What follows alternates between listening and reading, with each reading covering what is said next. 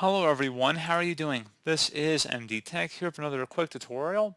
In today's tutorial, I'm going to show you guys how to resolve the Windows 11 boot error code 0xc00000F. So this error would say Windows failed to start, and then just have a file directory boot BCD followed by error code 0xc00000F. So this should hopefully be a pretty straightforward process, guys, and without further ado, let's go ahead and jump right into it. So a couple different ways on how to go about resolving this problem.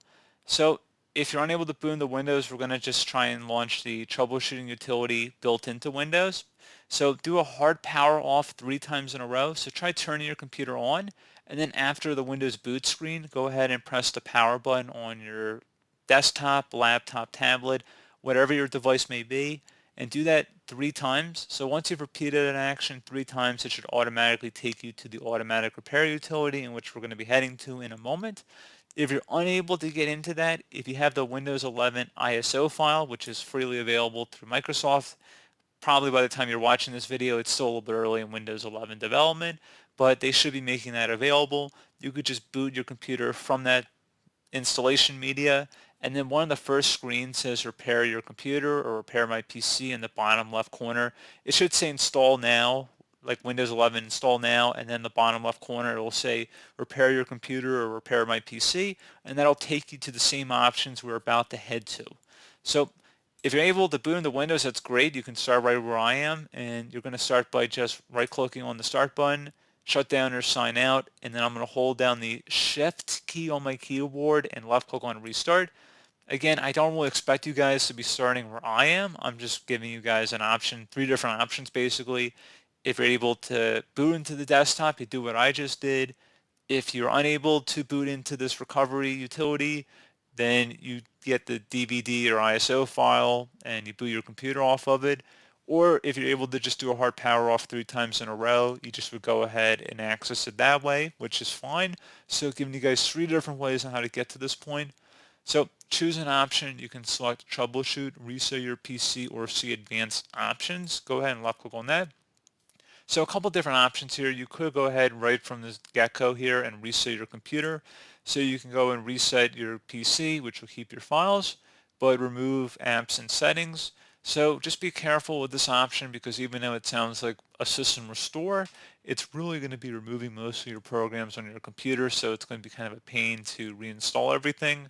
They do provide a list of uninstalled applications though, so that should kind of give you a head start, but still. And then you also have a factory reset option to remove everything and go back to a clean Windows install. I'm not going to really recommend either of those options at this point in this tutorial, but that gives you a further option if this tutorial is unsuccessful for you and you need to go a little bit further, because all tutorials of this nature are fairly generic to cover as many different errors and possibilities there are. There's a near infinite number of problems that could create this error message, so we got to cover as many options as we can. So anyway, we're going to go underneath advanced options here, and this is going to be the meat and potatoes of today's video. So there's a lot of options, like I said, on this page. All of them are pretty good. The startup repair option, if you were to go under here, you can go ahead and actually run an automatic utility. It'll start right when you click on it, and it'll actually go and try and fix the problems automatically. So that's a completely automatic tool. You can also try uninstalling updates, will allow you to uninstall recent quality, which is more regular daily updates, or feature updates, which are larger updates that occur semi-annually or annually. So more of the big builds, like service pack kind of updates, if you want to think of it like that. You can also go underneath startup settings, which will allow you to go to the safe mode or safe mode with networking. You can also boot to a command prompt, I believe, also through here, but it's kind of redundant because you have a command prompt option here. You can also select System Restore, a very good option. I would highly recommend you guys take a look at that. And if you have any restore points saved on here, you can just go ahead and select the most recently created one, and then restore your computer back. So, I mean, honestly, one of these options I've already presented here should be able to resolve the problem in itself. However, if you're still having an issue, I would recommend heading over to the command prompt here. So go ahead and select that, and we're going to begin. So I'm going to have this up on the screen. I'm going to zoom in, I should say, so you guys should be able to see what I'm typing a little bit easier. So we're going to start by typing boot rec. So it's very important you guys type exactly what you see on my screen here, because if you don't, it's not going to work for you. And you're going to get an error. It's going to say that it's not going to be applicable for your computer. It's going to say that it couldn't find the command, something along those lines. So just be mindful of what you're typing.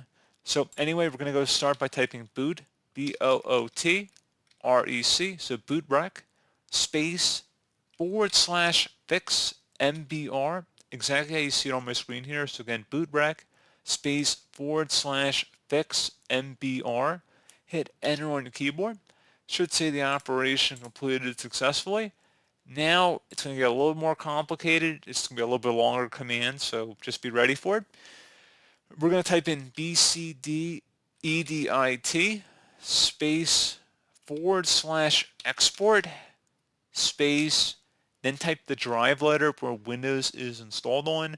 Most of you guys should be the C drive. It may be different depending on your computer. Let's start with the C drive. That's more than likely where it's going to be. So that's where I'm going to select. I know it's the C drive in my case. And then you're going to do a colon. So C colon.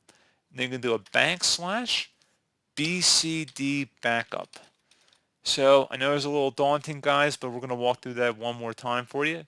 So it's BCDEDIT. Then you're going to do a space /export EXPORT. Then you're going to do another space. Now you're going to type the drive letter where Windows is installed. If you don't know, it's probably the C drive, but you can type other drive letters. It's probably just going to give you an error if it's not. Other common drive letters could be the D drive, E, F, G, H. Usually it's pretty early in the alphabet, honestly, and the default is typically the C drive, so just want to put that out there for you guys. So now once you have it exactly how you see it on my screen here, hit enter on your keyboard. If you did everything correctly, it should say the operation completed successfully. If not, check your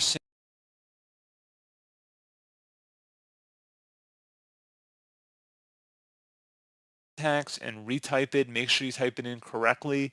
I feel like a lot of people mess up here because they don't type it in exactly how you see it on my screen. You're welcome to pause the video, rewatch parts of the video. You can zoom in. I mean, there's a lot you can do on these video, guys, and I think you can even listen to the transcript on the side of the video. I don't know how good the translation is, but usually it's pretty good. But anyway, we're going to go ahead and move on to the next command here. It's going to be ATTRIB space. Now we're going to do the same drive letter we did before, so it's going to be the C drive in my case. And then again, it's going to be a colon.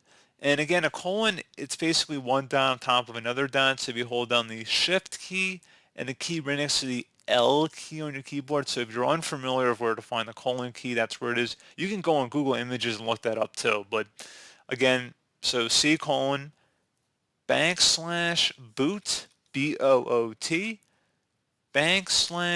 /BCD, space -H, space -R, space -S. So I know that was a lot, but that was again ATTRIB, space, and then type in your drive letter here, and then you're going to do a colon, /boot, BOOT, /BCD, space -H, space -R, space -S. So it also might be called the subtraction sign, whatever you want to call it, it's fine with me. Go ahead and hit enter on your keyboard. Now you notice we don't get any message here at all, which is fine. Do not worry about that. That means we probably did it correctly. So anyway, we're going to go ahead and move on to our next command here. So it's going to be REN space, same drive letter we did before. So again, it's a C drive in my case. And then a colon, /boot, /BCD, space BCD.old, so BCD.old basically. So again, REN space C colon /boot /BCD space BCD dot or period old. So dot, period, whatever you want to refer to this character as. Go ahead and hit enter on your keyboard. And I promise you guys we're almost done here. So now type in BOOTREC space / rebuild BCD, again, all one word, so bootrec, BOOTREC, space / rebuild BCD, all one word, no spaces at all in there. Go ahead and hit enter on your keyboard. Should say scanning all disk for Windows installations. Please wait, this may take a little while here. So we can see it has successfully scanned the Windows installations here. It did find one, fortunately, which is good. That's what you want. So you're going to go ahead and tap the Y key on your keyboard, just the letter Y. Hit enter on your keyboard, should see the operation completed successfully. At this point, go ahead and close out of here. You could type in exit as well if you prefer.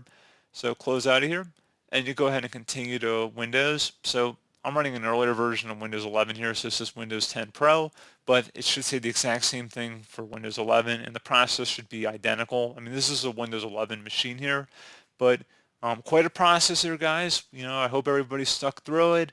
I felt like I was on it, the journey with everybody there. I could feel the struggle, but we made it through, and we are back into Windows. So pretty straightforward process there, guys. Do hope that I was able to help you out, and I do look forward to catching you all in the next tutorial. Goodbye.